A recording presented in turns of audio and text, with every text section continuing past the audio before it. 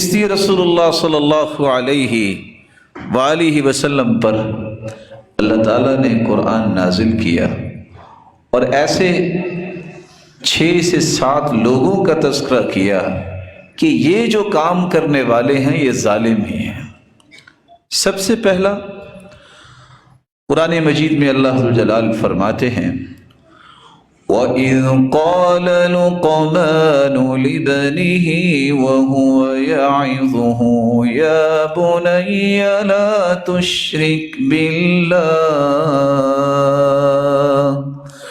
إِنَّ الشِّرْكَ لَظُلْمٌ عَظِيمٌ۔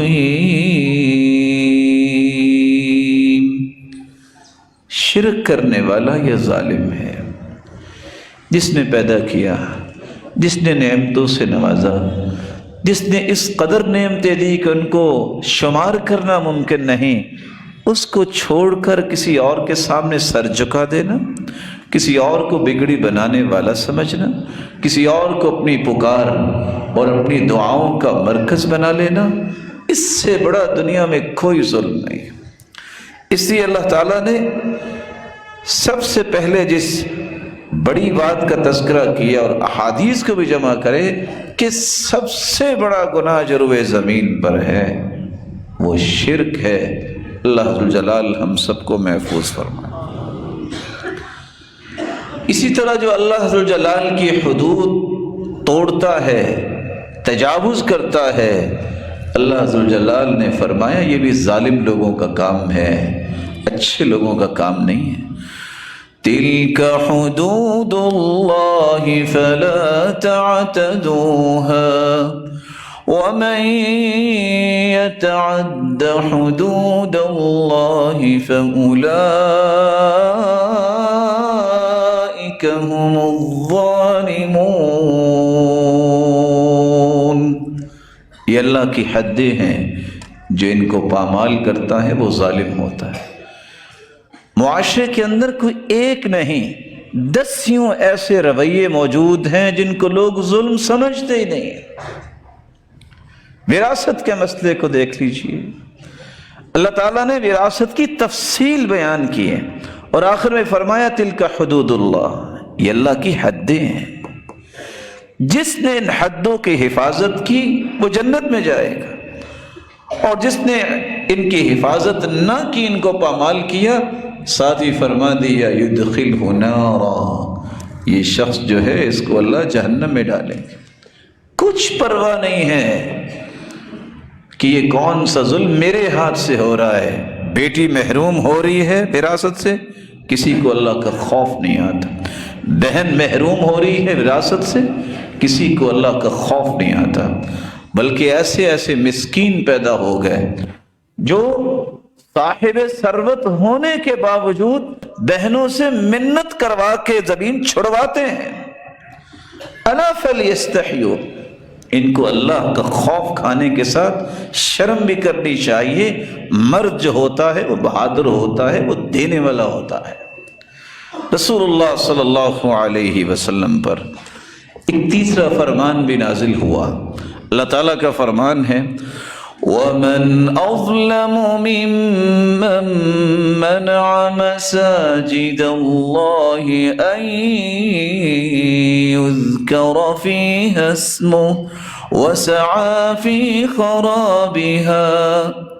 اس سے بڑا ظالم کون ہو سکتا ہے کہ جو مسجدوں میں اللہ کا نام لینے سے روکتا ہے اور مسجدوں کو برباد کرنے کی خواہش رکھتا ہے۔ وَسَعَى فِي خَرَابِهَا، تو جو شخص بھی اللہ ذو الجلال کا نام، اس کے پیارے محبوب کا نام عام کرنے سے روکتا ہے، اس سے بڑا ظالم کون ہے؟ یہ مساجد، یہ بیت اللہ کی بیٹیاں ہیں، اور اللہ کے رسول صلی اللہ علیہ وسلم نے فرمایا تھا المسجد بیت کل تقی، ہر متقی کا گھر مسجد ہے۔ ان کے ساتھ دشمنی کرنے والا اور اللہ اور اس کے رسول کے فرامین کا پرچار کرنے سے روکنا، اللہ ذو الجلال کے تذکرے جو عام کرنے چاہیے ان میں رکاوٹ پیدا کرنا، یہ ظالم لوگوں کا کام ہے۔ اللہ تعالیٰ نے ایک چوتھی بات بھی بیان کی ہے وَمَنْ أَظْلَمُ مِمَّنْ كَتَمَ شَهَادَةً عِنْدَهُ مِنَ اللَّهِ۔ ایک شخص کو پتہ ہے حق کیا ہے، سچ کیا ہے، پتہ ہونے کے باوجود اگر وہ سچی گواہی چھپا لیتا ہے، اس سے بڑا ظالم کون ہوگا؟ آج جھوٹی گواہیوں پہ انسانوں نے اعتماد کر لیا، نتیجتاً وہ اس کو برائی اب سمجھتے نہیں ہیں۔ ایک نہیں، ہزاروں جھوٹے ایفیڈیوٹ پیش کرتے ہوئے کسی کو کوئی بھی خوف نہیں آتا۔ اور رسول اللہ صلی اللہ علیہ وسلم کا فرمان ہے وَالْيَمِينُ الْغُمُوسُ تَدْعُ الدِّيَارَ بِلَاقِعٍ، جو جھوٹی قسم اٹھاتا ہے اس کا گھر برباد ہو جاتا ہے۔ اور اللہ کے رسول صلی اللہ علیہ وسلم نے فرمایا جو کسی کا مال جھوٹی قسم اٹھا کے ہتھیا لیتا ہے اس پر جہنم واجب ہو جاتی ہے اور جنت حرام ہو جاتی ہے۔ رسول اللہ صلی اللہ علیہ وآلہ وسلم پر ایک پانچواں فرمان بھی نازل ہوا وَمَنْ أَظْلَمُ مِمَّنْ ذُكِّرَ بِآيَاتِ رَبِّهِ فَأَعْرَضَ عَنْهَا وَنَسِيَ مَا قَدَّمَتْ يَدَاهُ۔ جس کو اللہ عز و جلال کی آیات سنائی جائیں، اسے نصیحت کی جائے اور وہ منہ پھیر لے، کہ میں نہیں مانتا ان باتوں کو، اور دیکھا ہے یہ باتیں تو کرتے رہتے ہیں علماء۔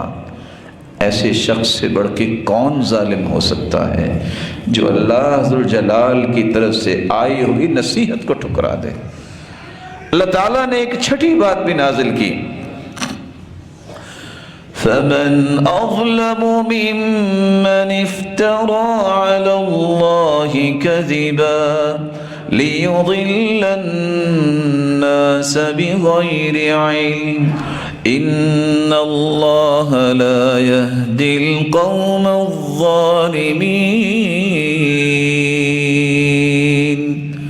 اس سے بڑا ظالم کون ہو سکتا ہے جو بات خود کرے اور کہے یہ اللہ تعالیٰ نے کہا ہے، یہ اسلام کی بات ہے۔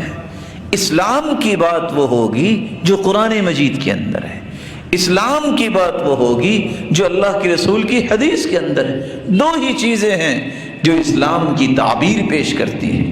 اسلام کا منبع و مصدر ہے، دنیا کی باتیں اسلام نہیں بنتا، اللہ کا قانون اسلام ہے جس کو اللہ نے وحی بنا کے اتارا، جس میں غلطی کی گنجائش ہی نہیں ہے، جس میں شک کی بھی گنجائش ہی نہیں ہے۔ اسی اللہ عز و جلال سے یہ دعا کرنی چاہیے اللہ عز و جلال ان سارے ظلموں سے ہر ایک کو محفوظ فرمائے۔